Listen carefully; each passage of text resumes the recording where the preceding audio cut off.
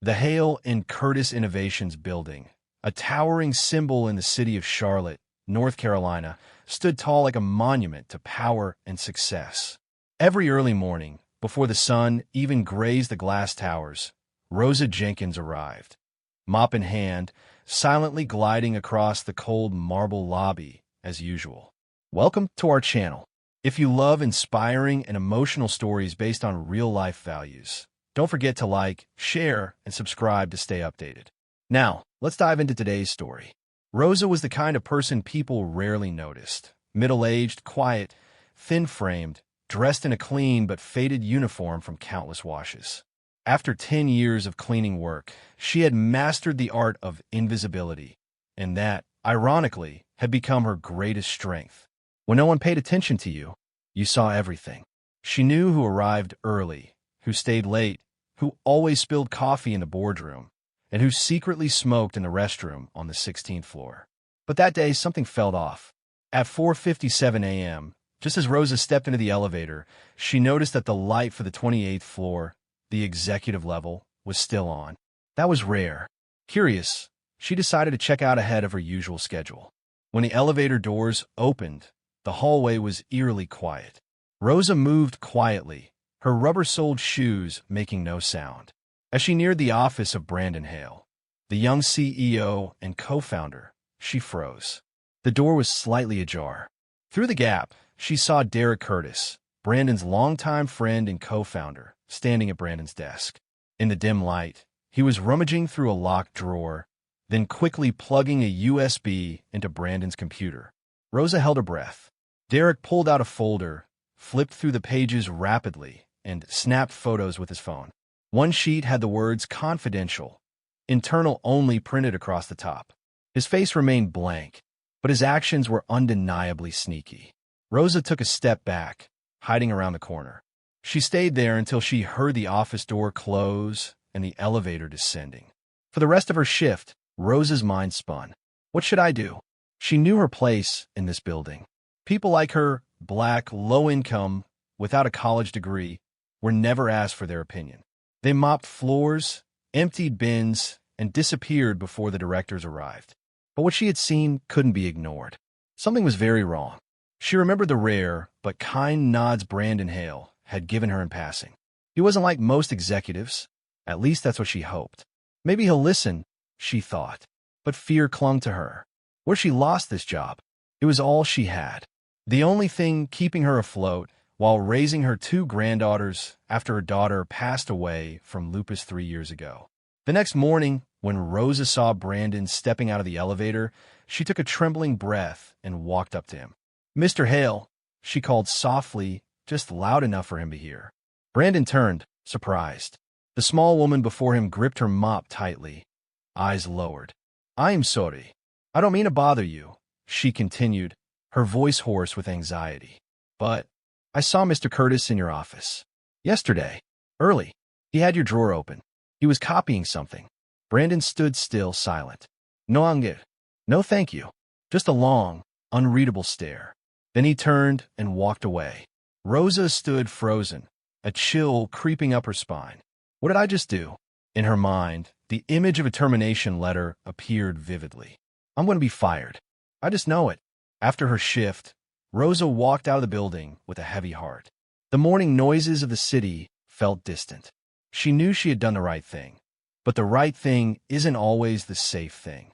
She made her way back to her small apartment in South Charlotte, where peeling paint lined the walls and the heater had been broken for half a year. But inside, her two granddaughters slept peacefully, waiting for their breakfast of discounted cereal. She sighed. If she lost this job, she didn't know what she'd do next. But at least she'd spoken the truth. The following morning, at exactly 5:10 a.m., Rosa arrived earlier than usual, only to find something unexpected.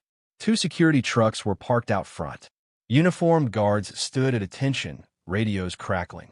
As she walked past, one of them nodded at her, something no one had ever done before. The 28th floor was lit brightly. But this time, it wasn't Derek Curtis inside. It was Brandon Hale, standing in the hallway, his expression tense, eyes fixed on a group of men carrying boxes out of Derek's office. Rosa paused at the end of the hall. Brandon turned to her and said quietly, "You were right." Rosa Jenkins didn't know what to expect when she stepped off the elevator and into the unusually bright 28th floor. The heavy, sterile air of corporate drama lingered like a storm had just passed. Two security officers were stationed by the glass conference room, where Derek Curtis sat inside, hands clasped, face unreadable. Boxes from his office lined the hallway like a trail of secrets packed and ready to be erased. Brandon Hale stood near the window, arms crossed, his suit impeccable but his eyes hollow. When he turned and saw Rosa, he offered her a slow nod. His voice was calm, deliberate. "You were right." 3 words, but they felt like thunder crashing through decades of invisibility. Rosa froze. Her instincts told her to turn around, to vanish into the stairwell like she never existed. But she didn't move. Not this time. "Come in," Brandon added, motioning toward a nearby side office. It wasn't a request. The office smelled faintly of leather and lemon-scented cleaner. It was smaller than the CEO's suite, but warmer, more human. Rosa stood awkwardly by the door, unsure if she should sit. Brandon didn't make her wait. "I reviewed the security footage," he began. "Everything you said.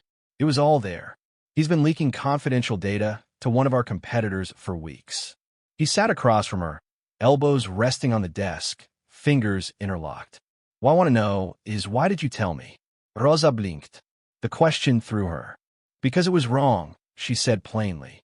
"I figured if someone didn't say something, it would just keep happening." Brandon nodded, his expression softening slightly. "You had a lot to lose by speaking up." She shrugged. "I had more to lose by staying silent." For a moment, neither of them spoke. The city skyline beyond the window was painted in golden morning light. And in that brief silence, something unspoken passed between them, an understanding that didn't need a suit or title or resume. Later that afternoon, Rosa resumed her duties as if nothing had changed. The mop of her hand felt heavier, but her back was straighter. She passed by teams of employees who never noticed her, who never imagined that someone like her could shake the core of their executive team with just a few words. Brandon, meanwhile, faced a board meeting where eyes were skeptical, questions sharp, and loyalty shaky. Derek had been his friend for 15 years, college roommate, co-founder, best man at his wedding. "We built this together," Derek had whispered during their confrontation. "You're throwing it all away over a janitor?" Brandon hadn't answered, because deep down, he knew that was the very reason he had to act. Because Rosa Jenkins, with her quiet presence and steel spine, had done something none of his senior managers dared. She spoke the truth. That evening, while Rosa was cleaning the 15th floor break room, she heard soft footsteps behind her. Brandon. This time, he wasn't in a suit, just a gray hoodie and jeans. Casual. Human. "Hey," he said, almost sheepishly. "Can I talk to you for a minute?" Rosa nodded, setting the mop aside. He pulled a folded envelope from his back pocket. "This is the formal offer. I want you to join a new team I'm forming. Internal integrity and ethics. We need someone who sees what others miss, who notices things not because it's their job, but because they care." Rosa's fingers trembled slightly as she took the envelope. The name printed on it, Rosa Jenkins, associate candidate. "I don't have a college degree," she said quietly. "I'm not looking for degrees," Brandon replied. "I'm looking for courage." She didn't say yes. Not right away. She simply looked down at the name, her name, on a letterhead that belonged to a world she had never imagined stepping into. Back in her small apartment that night, Rosa sat at the kitchen table, her granddaughters asleep in the next room. The envelope lay open before her, next to a half-eaten bowl of rice and beans. Her eyes scanned the job description, the salary offer, the health benefits. She thought about her daughter, who had once dreamed of working in an office like that, who never got the chance. Then she thought of all the mornings she had walked those marble halls unnoticed, and how one moment of courage had changed everything. She picked up a pen and signed her name. The following week unfolded like a slow-motion landslide. The departure of Derek Curtis sent shockwaves through Hale and Curtis Innovations. Staff were tight-lipped, Whispers floated across cubicles, and eyes shifted quickly when Brandon Hale walked by. He wasn't just the CEO anymore. He was now the man who brought down his best friend. Brandon barely left his office. Behind closed doors, he fielded calls from board members demanding explanations, journalists circling like vultures, and legal advisors mapping out the damage control. He hadn't slept a full night in days. But the worst came on Wednesday. Derek called. It wasn't a business call. It was personal and raw. "You really did it," Derek said, his voice calm but laced with venom. "All these years, and this is how it ends? Because of a cleaning lady?" Brandon didn't respond right away. He was sitting alone in the company gym, his phone pressed to his ear, staring at his reflection in the wall-length mirror. The words stung, not because they were crude, but because part of him still remembered the college dorm they once shared, the startup nights fueled by ramen and Red Bull, the vows to never betray one another. "You betrayed this company," Brandon said finally. "Rosa just happened to be the one who saw it. She doesn't belong in our world," Derek snapped. "And if you think this little promotion will save your conscience, you're more naive than I thought." The call ended without goodbye. Brandon sat in silence long after the screen went dark. Meanwhile, on the opposite side of the company, Rosa Jenkins stepped in her new role like someone stepping onto a frozen lake, carefully, 1 foot at a time. Her first day on the integrity and ethics team was awkward. She didn't have a laptop yet. No business cards. She sat in a corner cubicle with a donated office chair and a blank nameplate. The HR manager introduced her to the team with the enthusiastic awkwardness reserved for diversity hires and unusual promotions. "Everyone, this is Rosa Jenkins. She'll be working with us on internal observations and compliance." Some nodded. Some just glanced and turned away. No one asked her to lunch. But Rosa wasn't here to make friends. She listened. She watched. She did what she'd always done, silently notice what others ignored. And slowly, things began to shift. She pointed out that the financial audits for one department hadn't been updated in 3 quarters. She noticed a senior staff member regularly took files home, something against company policy. And one afternoon, she quietly flagged a junior developer's side email exchange with an external consultant about algorithm leaks. No one told her she was doing great, but she kept getting more tasks. And Brandon? He watched from afar. One Friday afternoon, Brandon invited Rosa to his office again. She stepped in to find him looking out the floor-to-ceiling windows, arms crossed, the late sunlight casting long shadows across the room. "He's suing me," Brandon said without turning. "Derek, for wrongful dismissal and defamation." Rosa's stomach dropped. "I'm sorry," she said gently. "I didn't mean for this to." "You didn't do anything wrong," Brandon interrupted, finally turning around. "You did the only thing anyone had the guts to do. I didn't expect it to hurt this much." He sat down, rubbing his face like a man fighting sleep and regret in equal measure.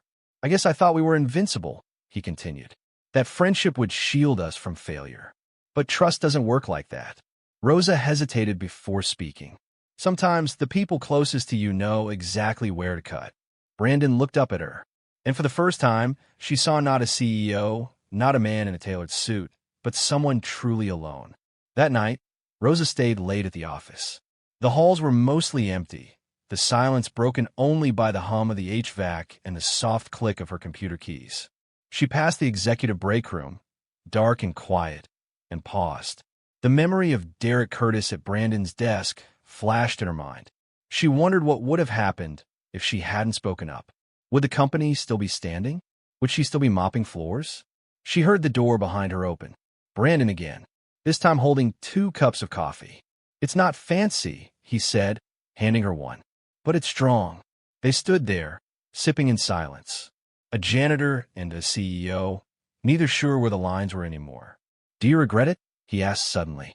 Rosa looked out over the darkened office floor. "No," she said. "I regret waiting so long." Brandon nodded. "Me too." The badge was heavier than she expected. Rosa Jenkins stood in front of the security desk on Monday morning, watching the technician slide her new ID through the encoder. It made a loud beep before printing out a plastic card with her name. Rosa Jenkins, Associate, Internal Integrity Division. A photo of her, blinking slightly, hair tucked neatly under a bun, sat in the top right corner. "You're official now," the guard said with a smile, handing it to her. She stared at it for a long moment. Not because it was fancy. It wasn't. Just her name. A title. A barcode. But it meant something. It meant someone had seen her. Not just the woman with the mop, but the woman who paid attention. That morning, Rosa walked into her cubicle, no longer borrowed, now assigned, and found a laptop waiting. A notepad. Even a small welcome basket with snacks, courtesy of the HR team. A card inside read, "Welcome aboard. Your voice matters here." She smiled. For the first time in years, she didn't feel like she had to enter a room sideways. Her first task of the week was auditing internal email flows from senior management. On paper, it sounded dry. But Rosa had a talent for details, missed timestamps, tone shifts, repeated phrases. And by Thursday, she had quietly flagged a pattern. One of the senior engineers was repeatedly copying internal code to a private inbox. Brandon met her the same evening in his office. "Already?" he asked, eyebrows raised. Rosa just nodded and handed him a printed summary. She didn't need to explain it. She knew he trusted her instincts now. "This would have taken us weeks to catch," he muttered. Then, after a pause, "You ever think about doing this full-time? Like, making this your career?" Rosa chuckled softly. "I thought mopping floors was my career." Brandon gave a tired but sincere grin. "Turns out, you were undercover the whole time." But not everyone celebrated Rosa's rise. In the cafeteria, hushed voices floated behind her back. "She's the janitor, right? Isn't this some PR stunt? She probably has something on Brandon." Office politics didn't disappear with a badge. It just changed flavor. At one point, Rosa overheard someone in HR joke, "I guess our ethics team is being cleaned up." Literally. She didn't say anything. She never had to. The next day, Rosa quietly submitted a report to HR about the internal culture in 3 departments: anonymous surveys, past complaint patterns, and suggested trainings. It wasn't revenge. It was observation. And by week's end, the VP of HR invited her to co-lead a new initiative, See the Unseen, a program designed to highlight overlooked workers and silent bias. At home, the changes were even more profound. Her granddaughters, Olivia and Jasmine, noticed she came home smiling more. Rosa upgraded their internet so they could attend their virtual dance classes without glitches. She bought groceries without doing mental math in the aisles. One Friday night, they celebrated with takeout Chinese and sparkling lemonade.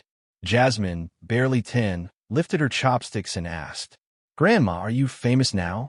Rosa laughed. She hadn't laughed like that in months.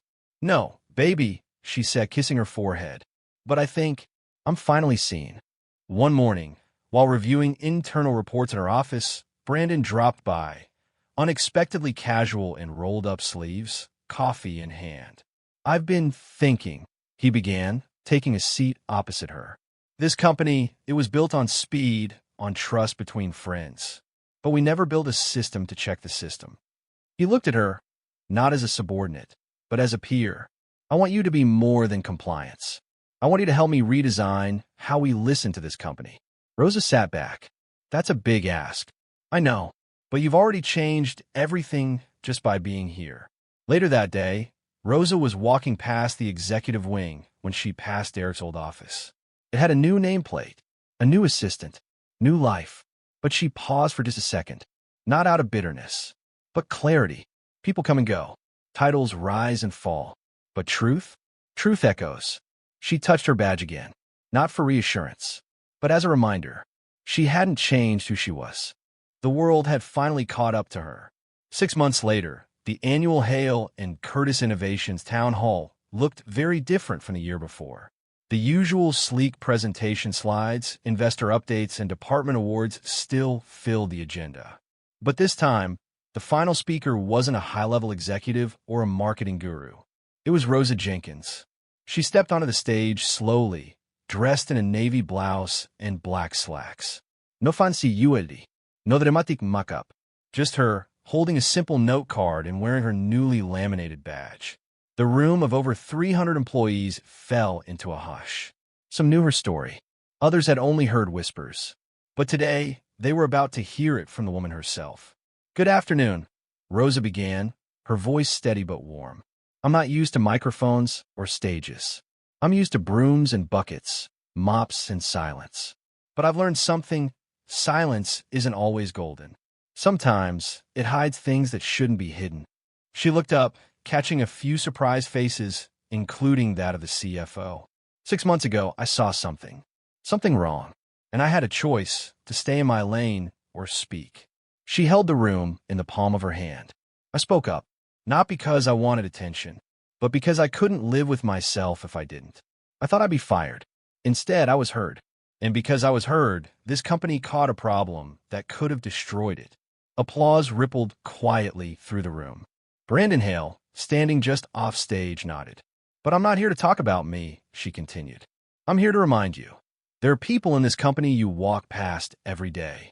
People who open doors, clean bathrooms, refill the printers. They see everything. And too often, we act like they see nothing. She took a breath. Truth doesn't always come in a power suit. Sometimes, it comes from a janitor with sore feet. The applause this time was louder. Real. Earned. Rosa stepped back as Brandon came up, taking the microphone with a smile. Let's be clear, he said. This company didn't just survive a betrayal. It found a new compass. And her name is Rosa Jenkins. Over the following weeks, Rosa's story spread far beyond Charlotte. She was interviewed by a local news station, then a national podcast. HR magazines picked up her story, calling her the quiet whistleblower who changed corporate America. But Rosa remained unchanged. She still rode the bus to work, still packed her lunch, still checked on the building's janitorial staff every morning with a warm smile and you doing okay today? When asked how she felt about the fame, she simply replied, I'm not famous. I'm just visible now. Brandon visited her office again one morning, this time with a folder under his arm. We're creating a new advisory board for company ethics, he said. External voices. Diverse perspectives. And I want you to chair it. Rosa blinked. Chair it. You won't be the token voice. You'll be the deciding one. She thought of all the nights scrubbing restroom tiles, all the mornings of being ignored in elevators, all the time she swallowed opinions because she believed no one would care. Now they did. Okay, she said, but only if we make room for others like me. That's the idea, Brandon smiled. No more overlooking the overlooked. One morning, Rosa arrived early, as always, and stepped into the lobby. The marble floors gleamed. The space smelled like citrus and coffee. Everything looked just as it always had. Except for one thing. Near the back wall, beside the corporate mission statement, stood a framed photo. Her photo. Below it, a plaque read, Integrity is not a title. It's a choice. Rosa Jenkins, 2024. She stared at it for a long time. Not because she needed recognition, but because every person who walked through that lobby, executive, intern, or janitor, would see that name. Her name. And maybe one day, someone who felt invisible would look at it and believe they mattered too.